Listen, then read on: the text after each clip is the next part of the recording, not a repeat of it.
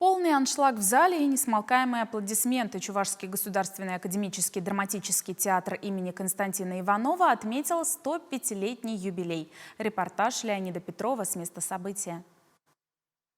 История Чувашского драмтеатра началась 27 января 1918 года. В тот день в Казани публике представили первый спектакль на чувашском языке по пьесе Александра Островского «Не так живи, как хочется». Вслед за татарским Чувашский стал вторым по счету национальным театром в стране. Основал его Иоаким Максимов-Кошкинский. За годы развития чего только не видел коллектив чувашской драмы. Но и как 105 лет назад, здесь и сегодня твердо чтут и хранят традиции и язык своего народа. Театр чувашский будет жить, он востребован, и притом он нужен людям, потому что он приносит эмоциональные ощущения, через эмоциональные ощущения ритм жизни, судьбу людей показывать.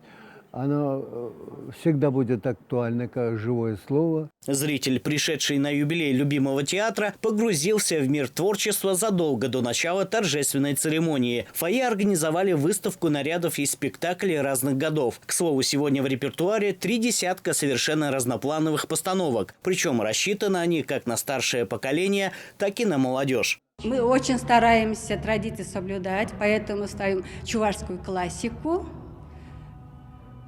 Не забываем чувашских драматургов, поддерживаем их, поэтому у нас в репертуаре больше чувашские драматурги.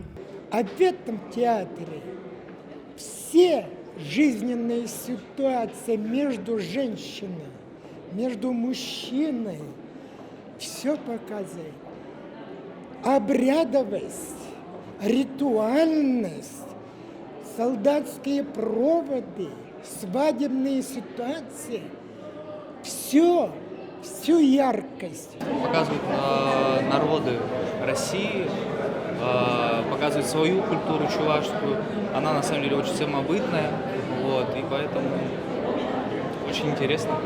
Один из старейших театров страны с юбилеем поздравил и глава республики. Олег Николаев отметил, что правительство старается поддерживать инициативы театров. Например, с прошлого года в регионе проводят конкурс среди молодых драматургов, пишущих на чувашском. По их пьесам потом ставят новые постановки. Кроме этого, не забывают в регионе готовить кадры для отрасли и поощрять достойных грантами на развитие. В юбилейный вечер на сцене чествовали лучших за добросовестный труд, заслуженному артисту Чувашии Валерию Карпову и актеру театра Александру Куракову вручили благодарность от имени главы Чувашии. Артисты Оксана Драгунова и Евгений Урдюков были удостоены ведомственных наград от Министерства культуры. Я уже в этом театре с 2011 года.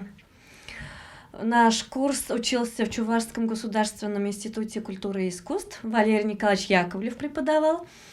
И вот нас выучили, и мы пришли все курсом сюда, в Чувашский академический драматический театр.